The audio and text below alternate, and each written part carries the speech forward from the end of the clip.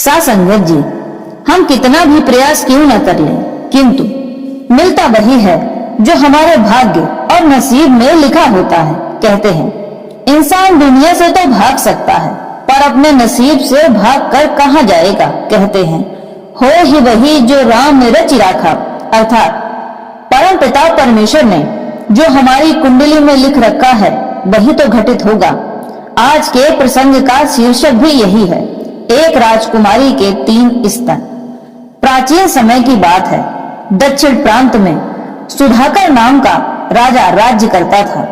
उस राजा के राज्य में बहुत खुशहाली थी। उसका खजाना हीरे जवाहरात सोने चांदी असरफियों आदि से भरा हुआ था, परंतु उसे एक बहुत बड़ा दुख था जो उसकी आत्मा को हर रोज कुंठित करता रहता था। उसके विवाह को लगभग 20 साल बीत गए थे और अभी तक घर में संतान की किलकारी नहीं गूंजी थी। एक संतान के लिए उसने ना जाने कितने विवाह कर डाले, किंतु फिर भी कोई औलाद नहीं हुई। संतान सुख से वंचित ही रहा। जब राजा चारों ओर से निराश हो गया तो उसने देश भर के ब्राह्मणों को बुलाकर संतान प्राप्ति का उपाय पूछा। तब ब्राह्मणों ने राय दी कि हे महाराज, आप एक बहुत बड़ा यज्ञ कराएं और इस यज्ञ में देश के जितने भी गरीब कहलाते हैं उन्हें अपने हाथों से दान दें। राजा ने उसी समय दरबार के उच्च पदाधिकारियों को बुलाया और कहा कि संपूर्ण देश में सूचना फैला दी जाए कि हमारे नगर में एक बहुत बड़े विशाल यज्ञ का आयोजन होने वाला है और हमारे पूरे राज्य में भी यह ऐलान करवा दिया जाए कि संपूर्ण देश के ब्राह्मण हमारे राज्य में पधारें। हर ब्राह्मण, हर गरीब और हर जरूरतमंद को कुछ न कुछ उपहार स्वरूप अवश्य दिया जाएगा। कुछ दिनों बाद राजा ने बहुत ही भव्य यज्ञ का आयोजन किया और यज्ञ समापन के बाद राजा ने ऐसा ही किया। सभी ब्राह्मणों को अपने हाथ से भोजन खिलाया और देश के गरीबों को दिल खोल कर दान दिया। ब्राह्मणों ने जितना कहा था राजा ने उससे बढ़कर किया। सज्जनों, अच्छे कर्मों का नतीजा सदैव अच्छा ही होता है, क्योंकि फल का स्वाद तो तभी पता चलता है जब फल की प्राप्ति हो जाए, किंतु फल पाना और ना पाना यह तो स्वयं के कर्मों पर ही निर्भर करता है। राजा के साथ भी कुछ ऐसा ही हुआ। उसके घर में संतान के रूप में एक कन्या ने जन्म लिया, मगर बहुत बड़े दुख की बात यह थी कि उसके 3 स्तन थे। यह समाचार सुनते ही राजा को बहुत बड़ा दुख होता है और अपनी ही कन्या से नफरत करने लगता है। राजा कहता है, यह पुत्री नहीं बल्कि अपशगुन है जिसने मेरे इस राज्य में जन्म ले लिया है। इस कन्या को कभी भी मेरी नजरों के सामने ना लाया जाए। मैं इसका चेहरा नहीं देखना चाहता हूँ। हे भगवान, तूने मुझे कैसी संतान दे दी है। इससे तो अच्छा मैंने संतान ही था। ऐसी संतान का मुझको क्या लाभ, मगर होने को कौन टाल सकता है। भाग्य की लकीरों को किसने बदलते हुए देखा है। जो होना था वह तो हो चुका है। राजा अब उस राजकुमारी को अपने पास नहीं रखना चाहता था। एक दिन उसके मन में आया कि क्यों न मैं स्वयं ही इस कन्या का गला दबाकर इसकी हत्या कर दूं। मनहूस से पीछा ही छूट जाएगा, परंतु वह ऐसा नहीं कर सका, क्योंकि वह उस कन्या से नफरत तो करता था, परंतु उसकी हत्या अपने हाथों से नहीं करना चाहता था। इसलिए वह अपने कुछ चुनिंदा सैनिकों को आदेश देता है और कहता है कि इस लड़की को कहीं जंगल में फेंक दो। कुछ दिनों बाद भूख और प्यास से यह तड़प कर खुद ही मर जाएगी या फिर किसी भूखे जंगली जानवर की भूख का भोजन बन जाएगी। ससंगत जी, मंत्री ने जैसे ही राजा का ऐसा आदेश सुना तो वह हाथ जोड़कर राजा के कदमों में बैठ गया और कहने लगा कि हे महाराज, मैं जानता हूँ कि 3 स्तनों वाली कन्या भाग्य पर सदैव भारी होती है, मगर यह आपकी बेटी है। आप पर कन्या हत्या का पाप लगेगा। आप यह क्या करने जा रहे हैं। मेरे पास एक उपाय है महाराज, कि आपको पंडितों से पूछ लेना चाहिए कि उनकी इस कन्या के बारे में क्या राय है। फिर पंडित जैसा बताएंगे हम मिलकर वैसा ही करेंगे। राजा बोला, ठीक है, कल राज दरबार में ब्राह्मणों को बुलाया जाए और कन्या की कुंडली के गुण और दोषों को देखकर मुझे बताया जाए। अगले दिन मंत्री ने दरबार में विद्वान ब्राह्मणों को बुलाकर कन्या के बारे में पूछा। तो सभी ब्राह्मण काफी देर तक अपनी अपनी विद्या का हिसाब लगाते रहे। फिर एक मत होकर के कहने लगे कि हे महाराज, इस कन्या के भाग्य में 20 वर्ष तक राजमहल का सुख लिखा है और 21 वर्ष में इस कन्या का विवाह हो जाएगा, किंतु इससे जो भी विवाह करेगा उस पर मृत्यु का बहुत बड़ा संकट आएगा। यदि उस संकट से वह बच गया तो 100 साल जिएगा और ना बच पाया तो सीधे मृत्यु को प्राप्त हो जाएगा और विवाह के उपरांत ही इस कन्या के भाग्य से राजमहल का सुख समाप्त हो जाएगा। इसलिए हे राजन, हम सबकी राय है कि अगले 20 वर्ष तक इस कन्या को आप अपने महल में ही रहने का स्थान दें, किंतु इन 20 सालों तक आप अपनी कन्या का चेहरा नहीं देखेंगे। सिर्फ उसी समय इसका चेहरा देखेंगे जिस समय कन्या दान करेंगे। इससे पहले और इसके बाद आपको अपनी कन्या का कभी भी चेहरा नहीं देखना है। यदि आपने ऐसा किया तो यह कन्या इस संपूर्ण नगर के लिए विनाश का कारण बन जाएगी। सासंगत जी, अब तो राजा ने उस कन्या के लिए एक अलग महल बनवा दिया और वह कन्या उसी महल में रहने लगी। राजा के आदेश अनुसार वह कन्या महल से बाहर नहीं निकलती थी। नगर के सभी लोगों को पता था कि उस कन्या के 3 स्तन हैं, इसीलिए राजा ने उसके लिए अलग महल की व्यवस्था की है। किंतु उस कन्या को आज तक किसी ने नहीं देखा था कि वह दिखती कैसी है। बढ़ते समय के साथ जब वह कन्या 20 वर्ष की हुई तो राजा ने उसके विवाह की घोषणा कर दी और कहा कि जो भी मेरी कन्या के साथ विवाह करेगा तो मैं उसे 1000 मोहरें, 1 किलो सोना, 1 मन चांदी, 50 हीरे जवाहरात और ढेरों आभूषण आदि देकर विदा करूंगा। किंतु मेरी कन्या से विवाह करने के पश्चात ही वह हमारे राज्य को छोड़कर चला जाएगा और किसी दूसरे नगर में जाकर बसना होगा। इस तरह की घोषणा सुनकर नगर का कोई भी व्यक्ति राजा की कन्या से विवाह करने के लिए तैयार न हुआ। दूर किसी नगर में एक अंधा और एक लंगड़ा 2 मित्र रहते थे। दोनों में बड़ी ही घनिष्ठ मित्रता थी। अंधा लंगड़े के लिए पैर था और लंगड़ा अंधे के लिए आंखें था। इसीलिए यदि दोनों के बीच किसी भी प्रकार कारणवश कोई अनबन हो जाती तो अधिक समय तक वे दूर नहीं रह पाते, क्योंकि एक के बिना दूसरे का कार्य अधूरा रह जाता। कुछ समय बाद उन्होंने भी राजा की इस घोषणा को सुना तो लंगड़ा कहने लगा कि हे मित्र, मैं चाहता हूँ कि तुम राजा की कन्या से विवाह कर लो। अब वह है कि वह कन्या 3 स्तनों वाली है। इस कारण राजा इतना धन दे रहा है जितना कि हम सपने में भी नहीं सोच सकते हैं। मगर तुम भी तो अंधे हो, शारीरिक विकार तो तुम्हारे अंदर भी है। फिर तुम्हें भी कौन सा दिखाई देता है जो वैवाहिक जीवन में कोई समस्या आएगी। यह भी याद रखना मित्र कि वह राजा की कन्या है, एक राजकुमारी है और राजकुमारी कैसी भी हो सुंदर तो अवश्य ही होगी। वैसे भी हम दोनों को सुंदरता से क्या लेना देना है। 2 समय का भोजन समय पर मिल जाए यही हमारे लिए अच्छा होगा। और राजा ने इतने अधिक पुरस्कार की घोषणा कर रखी है कि इतना धन मिलने के बाद हम दोनों की जिंदगी बड़े चैन और सुकून से कट जाएगी और खाना पकाने की समस्या भी सदैव सदैव के लिए खत्म हो जाएगी। अंधे ने भी लंगड़े की बात पर विचार करते हुए सहमति जताते हुए कहा कि ठीक कह रहे हो मित्र, यह विवाह हमें जीवन भर के लिए सुखी बना देगा, अतः विवाह कर लेना चाहिए। अब तो अंधे ने उस राजकुमारी के साथ विवाह कर लिया। राजा ने राजकुमारी का कन्यादान किया और शर्त अनुसार सारी चीजें देकर उसे विदा कर दिया।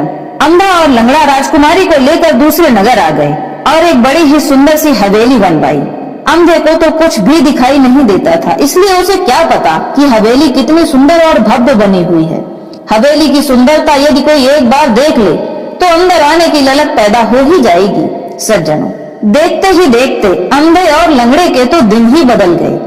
अंधे ने तो राजकुमारी को कभी देखा ही नहीं था, परंतु लंगड़ा तो रोज राजकुमारी को छुप छुप कर देखा करता था। इधर राजकुमारी भी घर गृहस्थी के कार्यों में खूब मन लगाती थी, किंतु कुछ दिनों बाद उस राजकुमारी को भी पता चल गया कि वह लंगड़ा उसे मन ही मन प्रेम करता है। अब तो राजकुमारी के मन में भी उस लंगड़े के प्रति प्रेम जागने लगा, किंतु दोनों ने ही एक दूसरे से अपने मन की बात नहीं कही। राजकुमारी भी जानती थी कि लंगड़ा उसे पसंद करता है, किंतु मित्र की मित्रता ने उसे रोक रखा है। अब एक दिन लंगड़ा एक बढ़ई के पास जाता है और अपने लिए एक लकड़ी का पैर बनवा लेता है। अब तो लकड़ी का पैर लगने के कारण लंगड़ा अत्यधिक सुंदर दिखाई देने लगा। अब जैसे जैसे समय आगे बढ़ रहा था, वैसे वैसे राजकुमारी और उस लंगड़े का प्रेम बढ़ता जा रहा था। एक समय पर लंगड़े ने अपने मन की बात राजकुमारी से कह ही डाली। फिर राजकुमारी ने भी अपने मन की बात उस लंगड़े से कह डाली। इधर अंधा इस बात से बिल्कुल अनजान था कि उसकी पत्नी और उसका मित्र ये दोनों एक दूसरे से प्रेम करते हैं। सासंगत जी, अब तो एक दिन राजकुमारी और लंगड़े मित्र ने मिलकर अंधे को मारने की योजना बनाई। योजना अनुसार लंगड़ा एक बहुत ही जहरीले सांप को मार कर ले आया और चूल्हे पर पकाने लगा। लंगड़ा मन ही मन सोच रहा था कि इतने जहरीले सांप को खाने के बाद यह अंधा तो मर ही जाएगा, फिर मैं और राजकुमारी हमेशा हमेशा के लिए एक हो जाएंगे। इधर अंधे को जब मांस के पकने की खुशबू लगी तो वह लंगड़े के पास आकर बैठ गया और बातें करने लगा। मित्र, तुमने मेरा बहुत ही अच्छे से साथ निभाया है। इतनी मदद तो कोई सगा भाई भी नहीं करता है जितनी तुमने मेरी मदद की है। इस तरह की बातें करते हुए कुछ समय बीत गया। अब जैसे ही लंगड़े ने उस मांस को चलाने के लिए पतीले का ढक्कन खोला, वैसे ही जहर की भाप अंधे के चेहरे को छू गई और जहरीली भाप लगने के कारण अंधे की आंखों की रोशनी वापस आ गई। किंतु अंधे ने अपने मित्र को नहीं बताया। वह तो सोच रहा था कि यह खुशखबरी वह सबसे पहले अपनी पत्नी को सुनाएगा कि उसे अब दिखाई देने लगा है। जब कुछ देर में राजकुमारी ने सांप के टुकड़ों को थाली में परोसा और उस अंधे से कहा कि आज मछली पकाई गई है, आप इस भोजन को ग्रहण करें। मैं रसोई का काम खत्म करने के बाद खाना खा लूंगी। थाली में सर्प को परोसा हुआ देखकर अंधे को सब कुछ समझ आ चुका था कि उसकी पत्नी और उसका मित्र दोनों मिलकर उसे मारने का षड्यंत्र रच रहे हैं। अतः उसने बिना समय गवाए पास रखी हुई लाठी से लंगड़े पर प्रहार किया और यह प्रहार तब तक करता रहा जब तक कि उस लंगड़े की मृत्यु न हो गई। लंगड़े को मरा हुआ देखकर राजकुमारी तुरंत उस अंधे के पैरों में गिरकर माफी मांगने लगती है और कहती है कि हे स्वामी, मैं प्रेम बस पत्नी धर्म से विचलित होकर भटक गई थी, आप मुझे क्षमा कर दीजिए। सासंगत जी, जब शरीर के किसी भी अंग में किसी भी प्रकार का असाध्य रोग हो जाए और इसके ठीक होने की उम्मीद ना हो तो शरीर के उस अंग को शरीर से अलग कर देना चाहिए, क्योंकि समय पर यदि ऐसा न किया गया तो वह संपूर्ण शरीर में अपना जहर फैला देता है और संपूर्ण शरीर का विनाश कर देता है।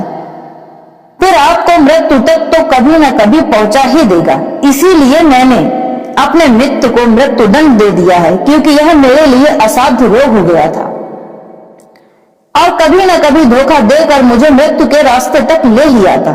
हे राजकुमारी, मैं जानता हूं कि तुम मेरे अंधेपन से बहुत दुखी हो, किंतु अब मैं अंधा नहीं रहा।